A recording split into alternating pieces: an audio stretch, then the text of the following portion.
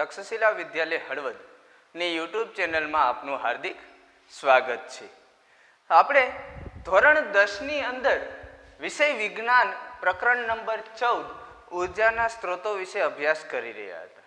છેલ્લા લેક્ચરમાં આપણે જે પર્યાવરણ વિશે પ્રશ્નો હતા કે આ જે ઉર્જાના સ્ત્રોતો છે તો એમાં પર્યાવરણને એના કારણે કેટલી હાનિ પહોંચે છે, કયા ઉર્જાના સ્ત્રોત કેવા પ્રમાણમાં પર્યાવરણને નુકસાન પહોંચાડે છે, આ બાબતની આપણે ચર્ચા કરી। પછી એના માટેના થોડાક આપણે પ્રશ્નો પણ લીધા કે કયા ઉર્જા સ્ત્રોતો પર્યાવરણને નુકસાન પહોંચાડતા નથી।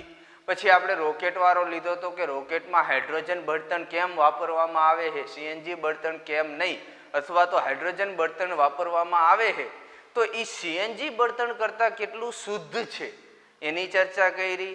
પછી આપણે જે ઉર્જાના સ્ત્રોતો પસંદ કરવાના હોય એ ઉર્જાના સ્ત્રોતો પસંદ કરવા માટેના પરિબળોની ચર્ચા કરી હતી, જે આપણે 4 પરિબળો જોયા હતા: સરળતા, આર્થિક ફાયદોવાળા અને પર્યાવરણને હાનિ ન પહોંચાડે એવા। તો એ બધા પરિબળોની આપણે ચર્ચા કરી, અલગ અલગ વિષયની આપણે ચર્ચા કરી।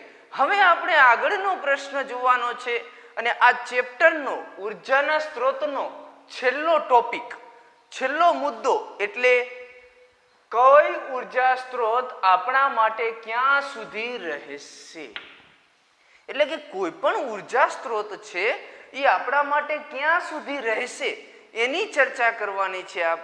આપણે જે ઉર્જાના સ્ત્રોતોની વાત કરી હતી તો આપણે એ ઉર્જાના સ્ત્રોતોમાં પુનઃ પ્રાપ્ય ઉર્જા સ્ત્રોતોની ચર્ચા કરી, પુનઃ અપ્રાપ્ય ઉર્જા સ્ત્રોતોની ચર્ચા કરી કે જેમાંથી આપણને વ્યાખ્યા વિશે ખ્યાલ જ છે કે પુનઃ પ્રાપ્ય ઉર્જા સ્ત્રોત કોને કહેવાય, પુનઃ અપ્રાપ્ય ઉર્જા સ્ત્રોત કોને કહેવાય। ફરીથી એક વખત આપણે પુનઃ પ્રાપ્ય ઉર્જા સ્ત્રોત એટલે કે જે ઉર્જા સ્ત્રોત આપણને એક વખત ઉપયોગમાં લીધા બાદ ફરીથી પણ આપણે તેનો ઉપયોગ કરી શકીએ, એટલે કે ઉર્જા સ્ત્રોત એક વખત વાપરી લીધા પછી પણ આપણે તેને ફરીથી પ્રાપ્ત કરી શકીએ એવો ઉર્જા સ્ત્રોત એટલે પુનઃ પ્રાપ્ય। અથવા તો જે ઉર્જા સ્ત્રોત ખૂટે નહીં, સતત આપણે એનો ઉપયોગ કરી વપરાશ કરતા જઈએ તેમ છતાં પણ એ ખૂટે નહીં, તો આવા ઉર્જા સ્ત્રોતને આપણે પુનઃ પ્રાપ્ય ઉર્જા સ્ત્રોત કહે છે। એની વિરુદ્ધમાં પુનઃ અપ્રાપ્ય ઉર્જા સ્ત્રોતની ચર્ચા કરી તો પુનઃ અપ્રાપ્ય ઉર્જા સ્ત્રોત એટલે કે એવા ઉર્જા સ્ત્રોત જેનો ઉપયોગ કરી આપણે તો એ ખૂટી જાય, જેનો ઉપયોગ કરવાથી એ ખૂટી જાય, અથવા તો કહીને કે એક વખત ઉપયોગમાં લઈ પછી ફરીથી એ ઉપયોગમાં લઈ શકી નહીં એવો ઉર્જા સ્ત્રોત એટલે પુનઃ અપ્રાપ્ય ઉર્જા સ્ત્રોત।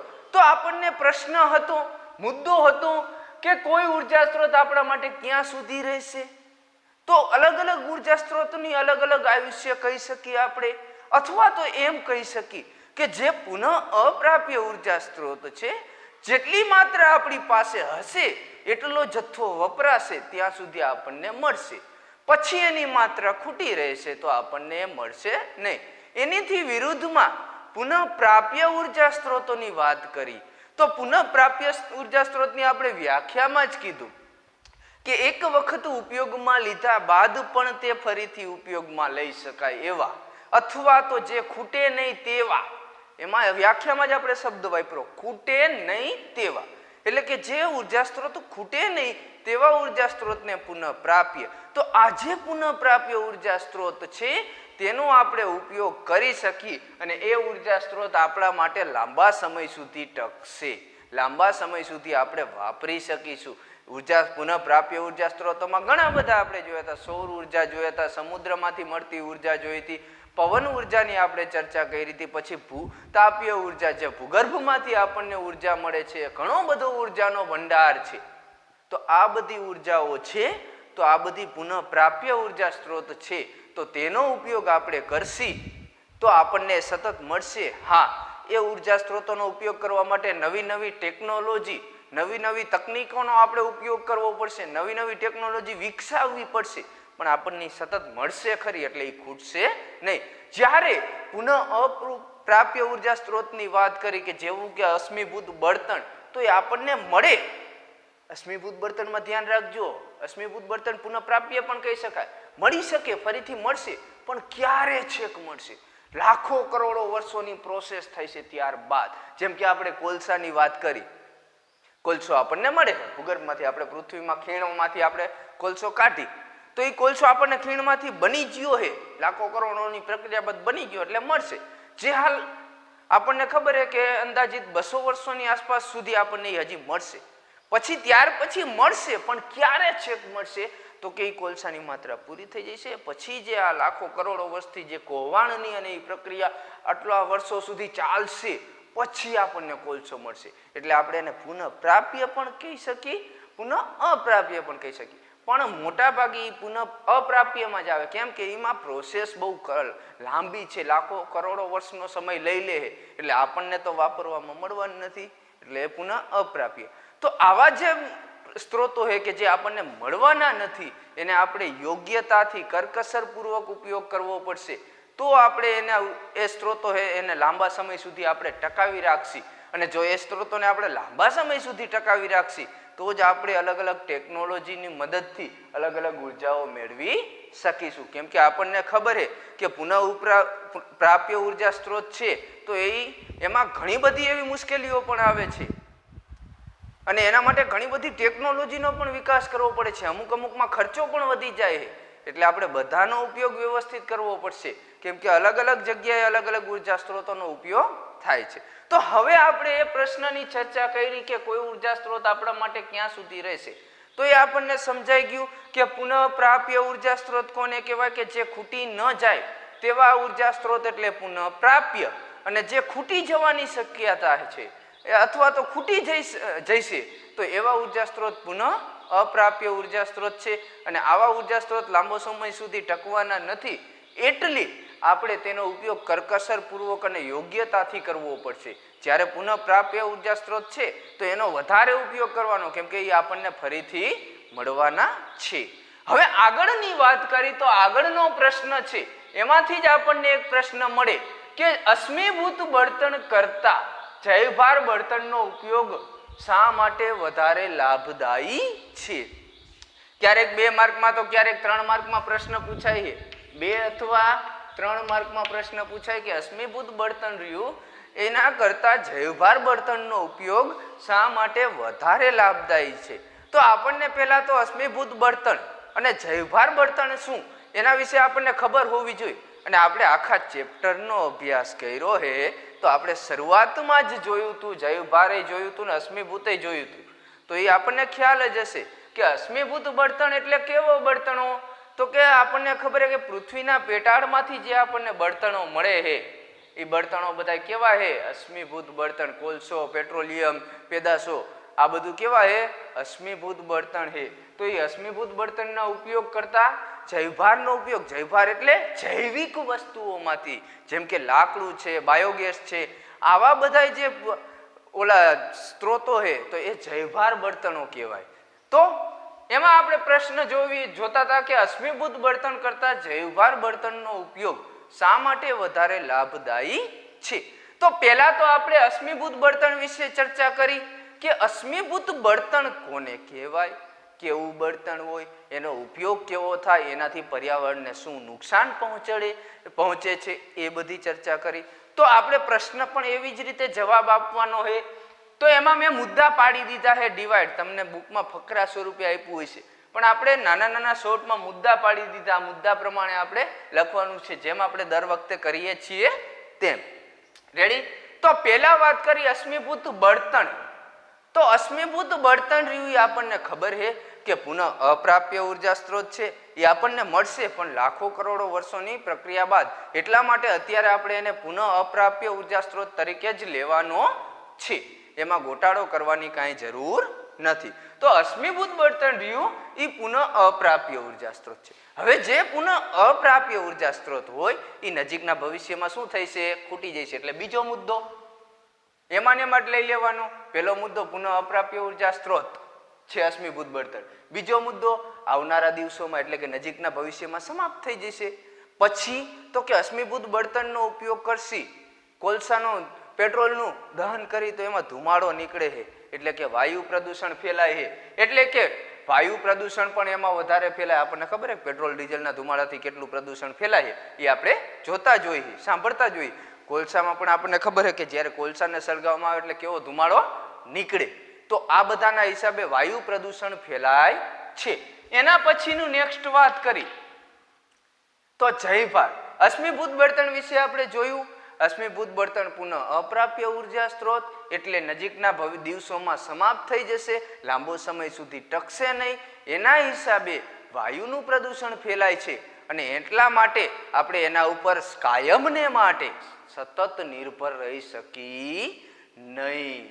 કાયમને માટે ન નિર્ભર રહી શકે, કેમ કે આટલું બધું નુકસાન પહોંચાડે વાયુ પ્રદૂષણ. આપણને ખબર જ છે, આપણે જોતા જોઈએ કેટલું બધું વાયુ પ્રદૂષણ ફેલાતું હોય પેટ્રોલ ડીઝલના કારણે, કોલસાના કારણે. તો એના માટે આપણે સતત ને સતત નિર્ભર ન રહી શકીએ.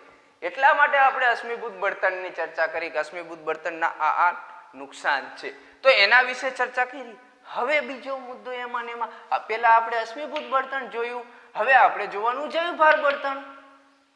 તો જૈવભાર બળતણ શા માટે વધારે લાભદાયી, એટલે જૈવભાર બળતણ ઓલા કરતા સારું જઈશે ને, તો એના મુદ્દા લખવાના સારા. તો પેલી વસ્તુ જૈવભાર બળતણ. તો જૈવભાર એ પુનઃ પ્રાપ્ય ઉર્જા સ્ત્રોત છે. કેવો છે જૈવભાર બળતણ? પુનઃ પ્રાપ્ય ઉર્જા સ્ત્રોત. અને જેમાંથી આપણે મેઇન જૈવભાર બળતણ કઈ તો કયું બળતણ? લાકડું. અને આપણને ખબર છે કે લાકડાનો ઉપયોગ યોગ્ય માત્રામાં કરવામાં આવે, જેટલા વૃક્ષો કાપવામાં આવે એની સામે એના પ્રમાણમાં એટલા વૃક્ષો ઉગાડવામાં આવે તો આપણે લાકડાને સતત ને સતત વાપરી શકીએ છીએ, સતત ને સતત એનો ઉપયોગ કરી શકીએ છીએ. એટલે એ ખૂટશે નહીં. એટલે કેવો સ્ત્રોત થશે? પુનઃ પ્રાપ્ય ઉર્જા સ્ત્રોત. એટલે જૈવભાર બળતણમાં આપણને ખબર છે પુનઃ પ્રાપ્ય ઉર્જા સ્ત્રોત છે. એમાં મેઇન બળતણ કયું છે? લાકડું. તો લાકડાને આપણે યોગ્ય માત્રામાં પ્રબંધ કરી શકીએ છીએ. એટલે કે જેટલા આપણે વૃક્ષો કાપશી લાકડા માટે, લાકડું લેવા માટે, એટલા સામે ઉગાડતા જવાનું, એટલે મેન્ટેન કરતું જવાનું. એટલે એક વૃક્ષ કાપો તો સામે એક વૃક્ષ વાવો, એટલે સતત વાયશો તો શું થઈ શકે? આનકોર કપાય છે, આનકોર હોય છે, એટલે ખૂટશે નહીં. એટલે પુનઃ પ્રાપ્ય ઉર્જા. બીજી વાત કરી તો જૈવભાર બળતણમાં જેમ લાકડું છે એમ બીજું બળતણ એટલે બાયોગેસ. આપણને ખબર છે કે જે કચરો ને લાકડું ને કોવાટ ને એ બધું આપણે જે ગાયોનું મળમૂત્ર છે એ બધું આપણે બાયોગેસ પ્લાન્ટમાં ઉપયોગમાં આવી જાય.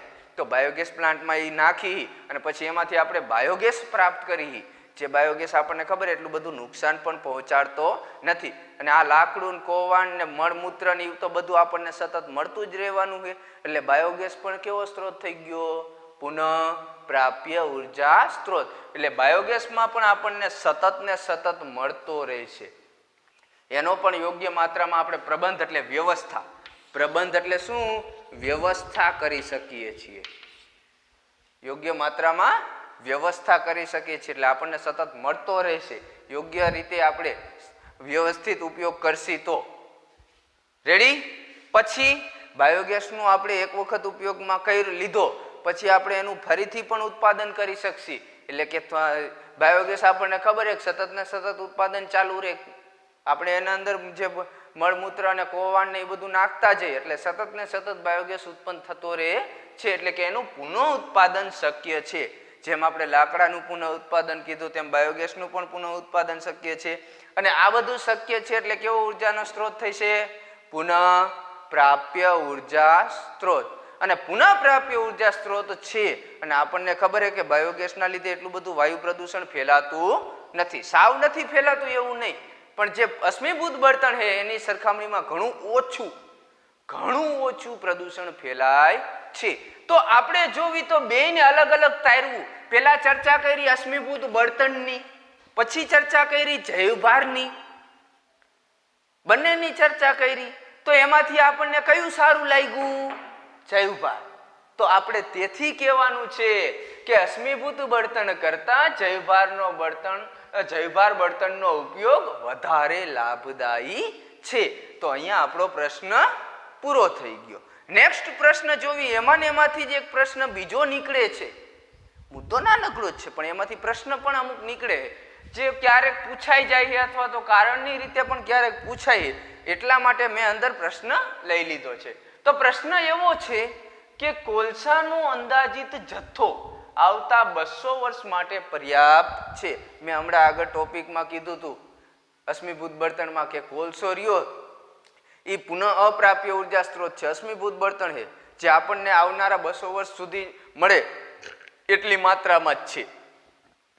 શું આ કિસ્સામાં આપણે ચિંતા કરવાની જરૂર છે કે આપણા કોલસાના ભંડાર ખાલી થઈ રહ્યા છે? ચિંતા કરવાની જરૂર છે તો કેમ, અને નથી તો કેમ નહીં? આમાં કારણ એવી રીતે પણ પૂછાય કે કોલસાનો અંદાજિત જથ્થો આવતા 200 વર્ષ માટે પર્યાપ્ત છે, કારણ આપો.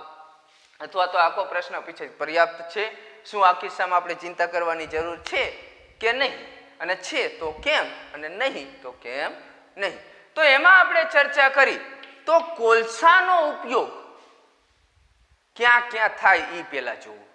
કોલસાનો ઉપયોગ ઘણી બધી જગ્યાએ થતો હોય, ઘણી બધી કારખાનામાં આપણે ખબર છે કે અહીંયા મોરબી આપણે જોયું તો સિરામિકનું કારખાનું, એની અંદર ઘણી જગ્યાએ જે ભઠ્ઠી હોય તો એ ભઠ્ઠીને સળગાવવા માટે કોલસાનો ઉપયોગ થતો હોય. અત્યારે તો કોલસા ઉપર અહીંયા પ્રતિબંધ લાગી ગયો, કોલ ગેસ આવી ગયો એટલે કોલસા ઉપર પ્રતિબંધ છે, પણ પહેલાં શેનો ઉપયોગ થતો હતો? કોલસાનો. તો એ કોલસાનો ઉપયોગ અહીંયા થતો હતો. પછી મેઇન કોલસાનો ઉપયોગ, મુખ્ય કોલસો ક્યાં વપરાય સૌથી વધારે?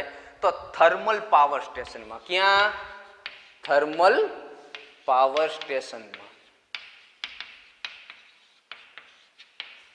થર્મલ પાવર સ્ટેશનમાં સૌથી વધારે કોલસાનો ઉપયોગ થાય. થર્મલ પાવર સ્ટેશનમાં શું કરે તો કે જે થર્મલ પાવર સ્ટેશનમાં કોલસાની માંથી સળગાવીને વરાળ ઉત્પન્ન કરવામાં આવે, જેની અંદર મદદથી જનરેટર ટર્બાઇન ફેરવવામાં આવે અને જેની અંદરથી વિદ્યુત ઉર્જા મેળવવામાં આવે છે. તો એ થર્મલ પાવર સ્ટેશનમાં વિદ્યુત મેળવવા માટે જે બળતણ તરીકે ઉપયોગ થાય છે એમાં સૌથી મેઇન મુદ્દો કોલસો હોય. કયું હોય? કોલસો. તો કોલસાનો સૌથી વધારે ઉપયોગ ત્યાં થાય. હવે આપણને ખબર છે કોલસો મર્યાદિત માત્રામાં છે આપણી પાસે, મર્યાદિત માત્રામાં જથ્થો છે, અને એ જથ્થો કેટલો ટાઈમ પૂરતો રહેવાનો છે તો કે 200 વર્ષ સુધી, એનાથી વધારે ટકશે નહીં. તો 200 વર્ષ સુધી આપણે કોલસાનો ઉપયોગ કરશી થર્મલ પાવર સ્ટેશનમાં અને બીજી બધી જગ્યાએ. 200 વર્ષ પછી શું કરવાનું? પૂરું. આપણે એમ કે કોલસો ફરીથી મળશે, હા મળશે, પણ ક્યારે? તો કે લાખો કરોડો વર્ષની જે પ્રોસેસ આખી થશે, પ્રક્રિયા થશે, કોહવાણની પ્રક્રિયા ભૂગર્ભની અંદર દટાય છે, કોહવાય છે, પછી આપણને કોલસો મળશે, અશ્મિભૂત બળતણ મળશે, એમાં બધું આવી જાય. જેટલું અશ્મિભૂત બળતણ, પેટ્રોલ, ડીઝલ, કોલસો, પેટ્રોલિયમ પેદાશો, એ બધું એ ક્યારે મળશે? છેક 200 વર્ષ સુધી. તો 200 વર્ષ નહીં, લાખો કરોડો વર્ષ સુધી. તો આટલો બધો સમય તમે હૈસો રાહ જોવા હાટું? કોઈ ન હોય. આપણે પછી શું કરવાનું? એટલા માટે આપણી જે આવતી પેઢીઓ છે આપણે એમ વિચારશે કે એ લાખો કરોડો વર્ષ સુધી જ નહીં હોય, આપણે તો 200 વર્ષ નહીં હોય, 200 વર્ષ નહીં હોય, તો આપણે શું ઉપાધિ ચીકો?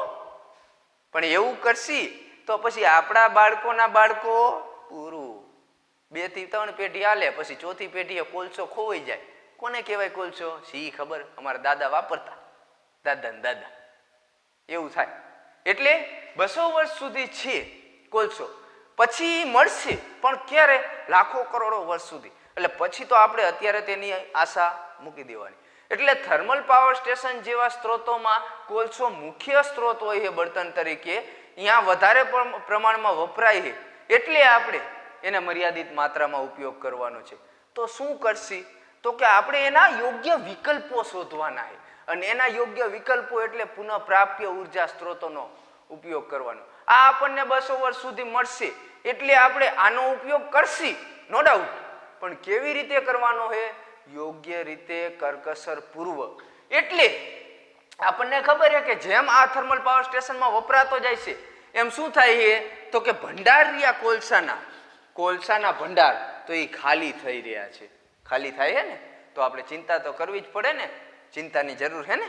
અને ચિંતાની જરૂર છે તો કેમ ખાલી થઈ જશે પછી શું કરશે? કાંઈ નહીં, ટોકરી વગાડવાની, કોલસાનો ઉપયોગ જ ન થાય. પછી થર્મલ પાવર સ્ટેશનમાં શું કરવાનું? થર્મલ પાવર સ્ટેશન બંધ, નવો સ્ત્રોત શોધવો પડે. એટલે એને આપણે ચિંતા કરવાની જરૂર છે, કેમ કે 200 વર્ષ સુધી જ રહેશે. 200 વર્ષ પછી આપણને મળવાનો નથી, અને મળશે તો પણ ઘણા લાખો કરોડો વર્ષો પછી. એ ભૂલી જ જવાનું અત્યારે. એટલે આપણે ચિંતા કરવાની જરૂર છે. તો ચિંતા કરવાની જરૂર છે તો કઈ રીતે ચિંતા કરશે? ખાલી વિચારશે કોલસો મેં તો 200 વર્ષ પછી પૂરો થઈ જશે, ત્યાં ઊંધી શું કરશે, તે પછી શું કરશે, આપણી પેઢીઓ શું કરશે, ખાલી એમ વિચારશે હાલશે? ખાલી એટલું નથી વિચારવાનું, આપણે એનો યોગ્ય અને વ્યવસ્થિત માત્રામાં ઉપયોગ પણ કરવાનો છે. એટલે આપણે જેમ આવે એમ એનો ઉપયોગ નથી કરવાનો, બેફામ નથી જીકાજીક કરવાનું, વ્યવસ્થિત માત્રામાં. અને ખાલી કોલસા એકની વાત નથી, જેટલા પણ અશ્મિભૂત બળતણ છે આ બધા બળતણની વાત છે. એનો વ્યવસ્થિત અને ઉપયોગ જરૂર પડે ત્યારે જ ઉપયોગ કરો, જરૂર પડે એટલો જ ઉપયોગ કરો, વધારે પ્રમાણમાં ઉપયોગ કરવાનો નથી. એટલે આપણે ચિંતા કરવાની જરૂર છે, અને ચિંતા કરશી તો જ આપણે કોલસાને લાંબો સમય સુધી ટકાવી શકશું ને એનો જે ફાયદો ઉઠાવવાનો છે, એમાંથી જે આપણે થર્મલ પાવર સ્ટેશનમાંથી વીજળી મેળવવાની છે, વિદ્યુત મેળવવાની છે, એ મેળવતા રહી શકશું. હા, ભલે 200 કરોડ વર્ષ પછી ખૂટશે, પણ એ આપણે મર્યાદિત કરશી તો એમાં જે થોડા ઘણા વર્ષો ઉમેરી શકશી. હાવ તો સતત ને સતત નહીં ચાલે, ઉમેરી શકશી. તો એ ઉમેરાશે તો એટલો તો ફાયદો લેવાય ને. એટલા માટે આપણે એનો યોગ્ય અને વ્યવસ્થિત ઉપયોગ કરવાનો છે.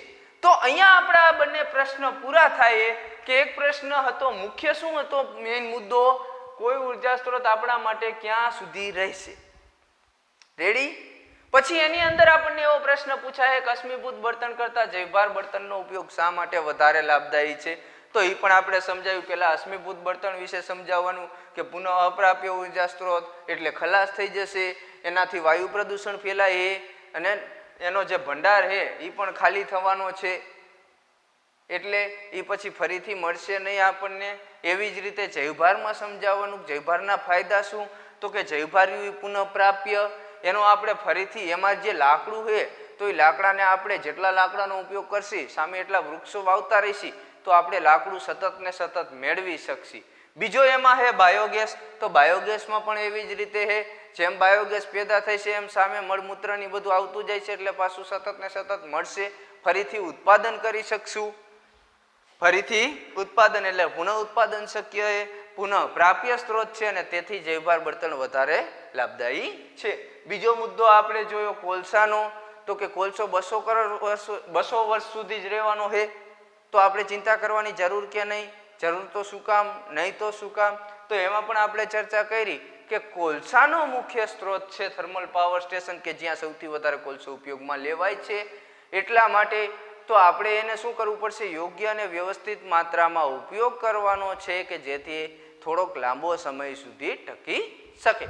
તો અહીંયા આપણું ચેપ્ટર નંબર 14, પ્રકરણ નંબર 14 ઉર્જાના સ્ત્રોતોને આપણે વિરામ આપીએ છીએ. એટલે કે હવે આપણું પ્રકરણ નંબર 14 રહ્યું એ પૂરું થાય છે. ઉર્જાના સ્ત્રોતોનો આ છેલ્લો લેક્ચર હતો ને હવે પૂરું થયું. હવે પછીનું નેક્સ્ટ ચેપ્ટર આપણે આગળના લેક્ચરમાં જોઈશું.